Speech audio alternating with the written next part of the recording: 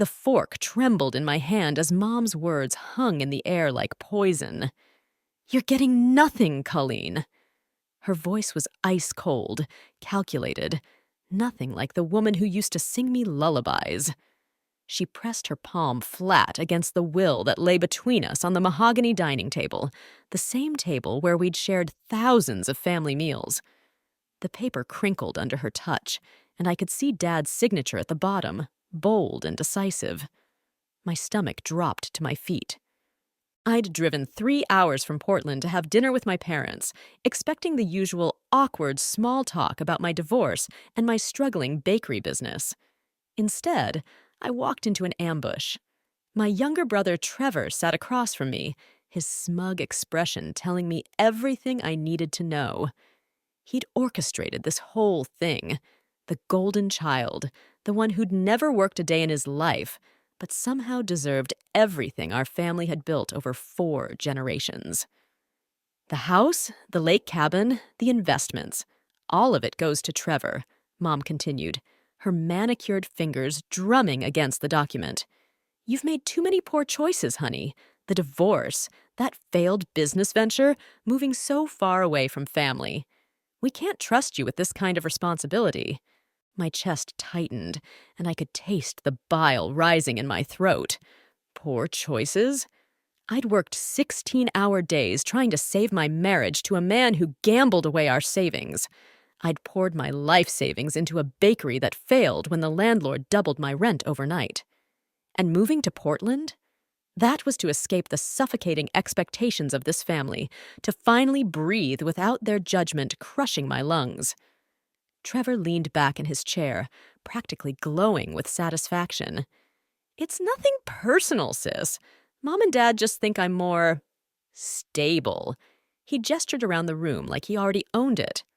"I mean, you've got to admit, your track record isn't exactly inspiring confidence." The rage building in my chest felt like molten lava. My hands started shaking, and I could feel my face burning hot. "Stable?" My voice came out as a harsh whisper. "You mean the stability of living in Mom and Dad's basement at 38? The stability of never holding a job for more than 6 months? That kind of stability?" "Colleen, don't be dramatic." Dad finally spoke up, his voice tired but firm.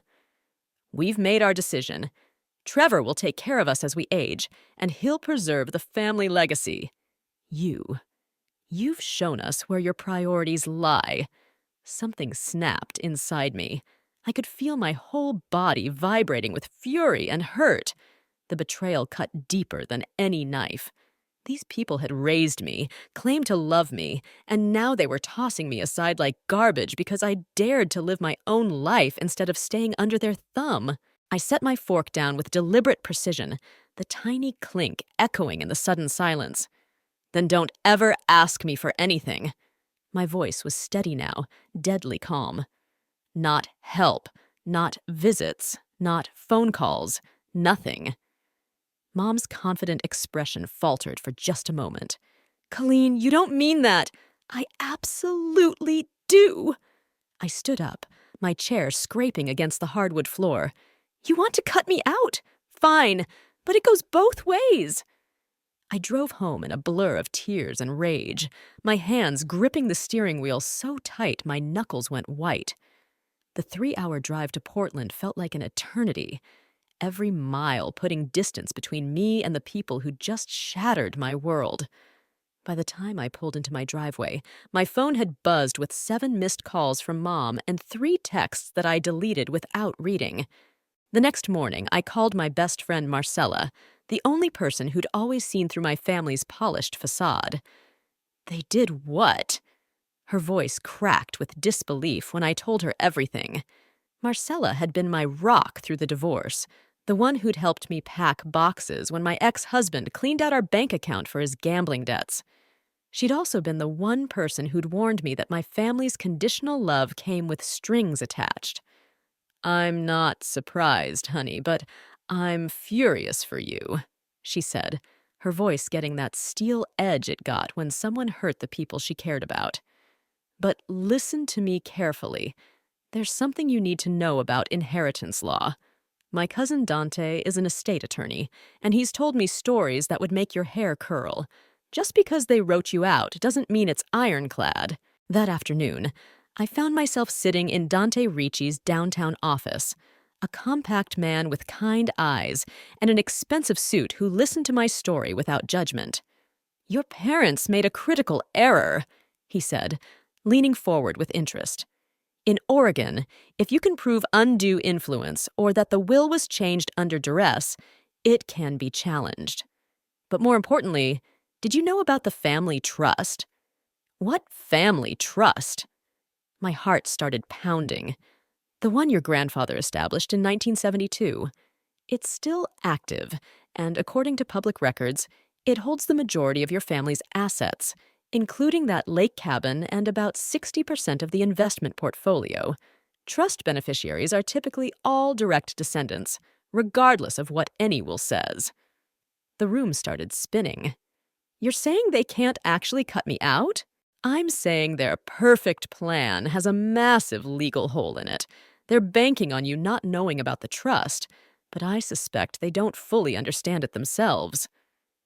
2 weeks later, I was sitting in Dante's office again, this time staring at a stack of legal documents that made my head spin. "The trust is even more comprehensive than I initially thought," Dante said, sliding a highlighted page across his desk. "Your grandfather was apparently quite shrewd. The lake cabin, the original family home, and 73% of the investment portfolio are all held in trust. Your parents have been living off the trust distributions for years, but they don't actually own most of what they're trying to give away."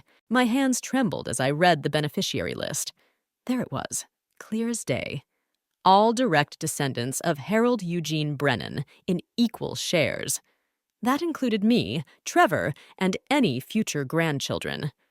So they literally cannot cut me out? Not from the trust assets, no. But here's where it gets interesting. Dante's expression grew serious. "I did some digging into your family's finances. Your parents took out a significant home equity loan 2 years ago, about $200,000. They've also been making some questionable investment decisions with the liquid assets they do control." The pieces started clicking together in my mind like a horrifying puzzle. They're in debt. Deep debt. And Trevor, well, let's just say his lifestyle isn't as modest as he pretends. Credit card debt, a lease on that BMW he drives, some gambling issues that your parents have been covering up. They need someone financially stable to take over the trust management, and they assumed you'd be too hurt and too ignorant of the law to fight back. I felt sick to my stomach, but also strangely vindicated. What happens now? Now we file a formal challenge to the will and demand a full accounting of all trust assets. We also request immediate access to all financial records. The beauty of trust law is that beneficiaries have the right to transparency. That night, I couldn't sleep. I kept thinking about Mom's cold expression when she'd pressed her hand against that will, the certainty in her voice. They'd been so confident, so sure they held all the cards. But their perfect plan was already crumbling, and they didn't even know it yet. The next morning, my phone rang. It was Mom, her voice strained and desperate. "Colleen, we need to talk. Can you come home? Please." For the first time in weeks, I smiled. "I'm sorry, but didn't you hear me the last time we spoke? Don't ever ask me for anything." The calls didn't stop. Over the next 3 days, Mom called 16 times, Dad called 8, and Trevor, surprisingly, called twice. I let every single one go to voicemail, but I listened to each message with growing satisfaction. The desperation in their voices was palpable, especially Mom's. "Colleen, please, there's been a misunderstanding." Her voice cracked on the 4th message. "We can work this out. Family is family, honey. Call me back." By the 7th message, the truth started leaking out. "There are some complications with the estate planning. We really need to sit down and discuss this properly." Marcella came over that Friday night with Chinese takeout and wine, and we listened to the messages together. "Oh my God, they're panicking!" She laughed, nearly choking on her lo mein. "I've never heard your mother sound anything less than completely in control." "It gets better," I said, pulling out the letter that had arrived that morning. "Dante sent formal notice that I'm challenging the will and demanding full disclosure of all trust assets. They should be getting it today." The phone rang at exactly 7:32 that evening. I knew it would be Dad. He was always punctual with his fury. "Colleen Marie Brennan, what the hell do you think you're doing?" His voice was shaking with rage. "You're destroying this family over money. Your grandfather would be ashamed." For the first time in my adult life, I didn't flinch at his tone. "Actually, Dad, I think Grandpa Harold would be pretty proud that I'm standing up for myself. He's the one who set up that trust to protect his descendants from exactly this kind of manipulation." The silence on the other end stretched so long, I thought he'd hung up. Then, barely a whisper. "How did you find out about the trust?" "I hired a real attorney, not the family friend who rubber-stamped your little scheme." I could practically hear his blood pressure spiking. "Turns out when you try to screw someone over, you should make sure you actually have the legal right to do it." "Colleen, you don't understand the full situation." "I understand perfectly. You're broke. Trevor's a mess, and you thought you could bully me into walking away from what's rightfully mine. How's that working out for you?" The next morning brought the most satisfying phone call of my life. It was Aunt Patricia, Dad's sister, calling from Sacramento. "Colleen, honey, I just heard the most interesting story from your cousin Beth." Her voice was dripping with barely contained glee. "Apparently, your parents have been telling everyone at the country club that you've gone off the deep end and are making wild legal threats over the inheritance." I nearly dropped my coffee mug. "They're talking about this publicly?" "Oh, it gets better. Beth works at the bank, remember? She says your parents came in yesterday looking absolutely frantic, asking about accelerating some loan processes. And Trevor—" She paused dramatically. "Trevor apparently had his BMW repossessed 2 days ago, right there in the country club parking lot, in front of half the town." The image of Trevor watching a tow truck haul away his precious car made me laugh so hard I started crying. All those years of him acting superior, talking down to me about my poor choices, and now the whole town was watching his life fall apart in real time. "But here's the thing that really got people talking," Patricia continued. "Your mother apparently cornered Judge Morrison's wife at the grocery store, begging her to talk sense into you about this frivolous lawsuit. Nancy Morrison told everyone at her book club that your mother looked absolutely desperate, makeup smeared, talking about how the family was going to be destroyed by your selfishness." My chest felt tight with a mixture of vindication and something that might have been sadness. I'd never seen my mother as anything but perfectly composed, always in control. The thought of her falling apart in public should have made me feel bad, but instead, it just felt like justice. "The best part, though," Patricia went on, "is that everyone's asking the same question. If you're being so unreasonable, why don't your parents just show you the trust documents and prove you wrong? Nancy Morrison's husband was Harold's attorney back in the day, and he's been telling people that Harold was very specific about protecting all his descendants equally." That afternoon, my phone rang with a number I didn't recognize. When I answered, Trevor's voice came through, smaller and more defeated than I'd ever heard it. "Colleen, we need to talk. Can you meet me somewhere? Just me, not Mom and Dad." For a moment, I almost felt sorry for him. Almost. "What's wrong, Trevor? BMW breakdown?" I met Trevor at a dingy coffee shop 40 minutes outside town, somewhere neither of us would be recognized. He looked terrible, unshaven, wearing a wrinkled shirt I'd seen him in 3 days running, dark circles under his eyes like he hadn't slept in a week. The golden boy was finally showing his tarnish. I know what you're thinking, he said before I could even sit down. That I deserve this, and maybe I do. His voice was hollow, defeated in a way I'd never heard before. But Mom and Dad, they're talking about losing the house, Colleen. Everything. I slid into the booth across from him, studying his face. Good. Maybe they should have thought about that before they decided to screw me over. You don't understand how bad it is. Trevor's hands were shaking as he lifted his coffee cup. The home equity loan wasn't just $200,000. It was $350. And there's more.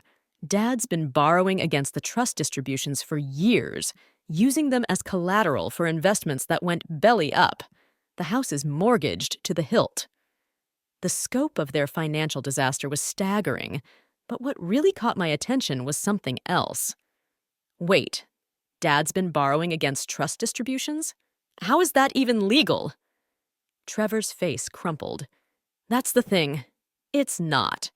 Uncle Charles found out last week when the bank contacted him about some irregularities.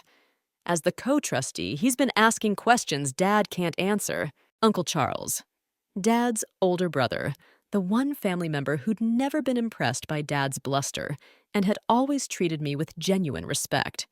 If he was involved now, things were about to get very interesting. The bank's threatening to call in all the loans, Trevor continued, his voice barely above a whisper. And there's something else you need to know. My gambling.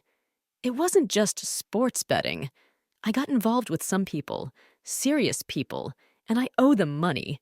Real money. $47,000. Jesus, Trevor. Mom and Dad have been paying them off in installments. But now... He looked up at me with genuine fear in his eyes. These aren't the kind of people who accept payment plans indefinitely. They want their money, and they don't care where it comes from. The picture was becoming crystal clear. They hadn't just tried to cut me out of greed. They'd tried to cut me out of desperation. So your brilliant plan was to steal my inheritance to pay off your gambling debts and Dad's failed investments?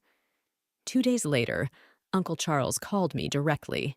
His voice was grim but controlled, the voice of a man who'd spent 40 years as a CPA dealing with financial disasters. Colleen, I need you to come to an emergency trustee meeting this Saturday. Your parents have been committing fraud, and it's worse than Trevor probably told you. How much worse? They've stolen approximately $400,000 from the trust over the past 5 years. Your father forged my signature on distribution authorizations, used trust assets as collateral for personal loans, and has been systematically draining accounts to cover Trevor's debts and their own failed investments. The number hit me like a physical blow. $400,000. Can they go to prison for this? Absolutely. But first, we're going to give them a chance to face this as a family. I've called a formal trustee meeting for Saturday at 2 o'clock at Morrison's law office. They'll be there, along with Judge Morrison as the neutral mediator, Dante as your representation, and myself as co-trustee. It's time for a full accounting. Saturday couldn't come fast enough. I arrived at Morrison's office 15 minutes early, my heart pounding with anticipation and nerves. Dante squeezed my shoulder as we walked in together. Remember, you hold all the cards now. Stay calm. Let the facts speak for themselves. The conference room felt like a courtroom. Judge Morrison sat at the head of the long table, Uncle Charles to his right with thick manila folders full of evidence. Mom and Dad sat across from me, both looking like they'd aged 10 years in the past month. Dad's usual commanding presence had crumbled into hunched shoulders and darting eyes. Mom sat rigid, her makeup perfect, but her hands trembling slightly. Trevor slumped in the corner chair, looking like he wanted to disappear entirely. Before we begin, Judge Morrison said, his voice carrying the weight of decades on the bench, I want everyone to understand that this meeting is being recorded and transcribed. Anything said here can and will be used in potential criminal proceedings. Dad's face went white. Criminal proceedings? Charles, You said this was just a family discussion. You stole from your own daughter, Robert. Uncle Charles's voice was ice cold. From a trust specifically designed to protect her future. Did you think there wouldn't be consequences? Judge Morrison opened the thick folder in front of him and began reading in his measured courtroom voice.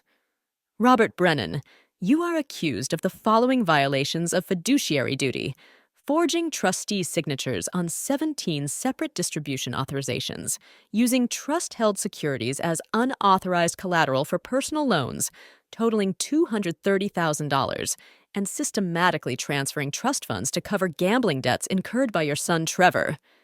Each word hit like a hammer blow. I watched my father's face crumble as the full scope of his crimes was laid bare in legal terminology that left no room for excuses or explanations. Furthermore, the judge continued, you attempted to manipulate the inheritance process by creating a fraudulent will that excluded your daughter Colleen, despite her being an equal beneficiary under the irrevocable trust established by your father. Mom finally broke. We were trying to protect the family. Her voice was shrill, desperate. Colleen abandoned us, moved away, made terrible choices. You thought you could steal from me and I'd be too stupid or too hurt to fight back, I said, my voice cutting through her excuses like ice. The room went dead silent. You gambled on my ignorance and my willingness to be the family scapegoat one more time. Colleen, please, Dad started. No. I stood up, feeling more powerful than I'd ever felt in my life. You don't get to please me anymore. You tried to destroy me financially and emotionally, and the only reason you're sitting here instead of in handcuffs is because Uncle Charles believes in giving family one last chance. Trevor finally spoke up from his corner, his voice barely audible. What happens now? Judge Morrison consulted his notes. The trust will be immediately restructured with new oversight. All stolen funds must be repaid within 90 days, or criminal charges will be filed. The fraudulent will is void, and Colleen's rightful inheritance is restored. With what money? Dad's voice was hollow. We don't have $400,000. Uncle Charles smiled grimly. Then you'll sell the house, liquidate your remaining assets, and downsize dramatically. The trust will survive. Your comfortable lifestyle will not. I looked at my parents, really looked at them, and felt nothing but cold satisfaction. You made your choice when you put your hand on that will and told me I was getting nothing. Now you get to live with the consequences. 6 months later, I stood in the kitchen of my new bakery, watching the morning rush through the large front windows. The insurance settlement from my previous failed business, combined with my restored trust distributions, had given me enough capital to start over properly this time. The smell of fresh croissants and brewing coffee filled the air, and for the first time in years, I felt genuinely happy. Marcella burst through the back door, waving her phone excitedly. You're not going to believe what Patricia just texted me. She was grinning from ear to ear. Your parents' house sold yesterday. Guess how much under asking price? How much? $87,000. And Trevor, oh, this is rich. Trevor is living in their new one-bedroom apartment with them. Apparently his credit is so destroyed he can't even rent a studio on his own. The image of my golden boy brother sleeping on his parents' couch in a cramped apartment should have made me feel vindictive. But instead, I just felt free. Free from their manipulation, their judgment, their endless demands for loyalty while giving none in return. There's more, Marcella continued, scrolling through her phone. Patricia says your mom tried to join the bridge club at their new senior center, but apparently word about the trust scandal followed them. The ladies were polite, but distant. No one wants to be friends with someone who steals from their own children. My phone buzzed with a text from an unknown number. When I opened it, my blood ran cold for just a moment before satisfaction flooded through me. It was from Mom. Colleen, we've learned our lesson. Can we please talk? We're family." I showed the message to Marcella, who snorted with laughter. "Are you going to respond?" I looked around my thriving bakery, at the customers chatting happily at the small tables I'd arranged near the windows, at the life I'd built entirely on my own terms. Then I deleted the message without responding. "Some lessons come too late," I said, sliding my phone back into my pocket. "They made their choice when they put their hand on that will. Now they get to live with it." Uncle Charles had called the week before to tell me the trust was not only fully restored, but actually growing again under proper management. I was finally financially secure, finally free from their control, and finally able to build the life I'd always wanted.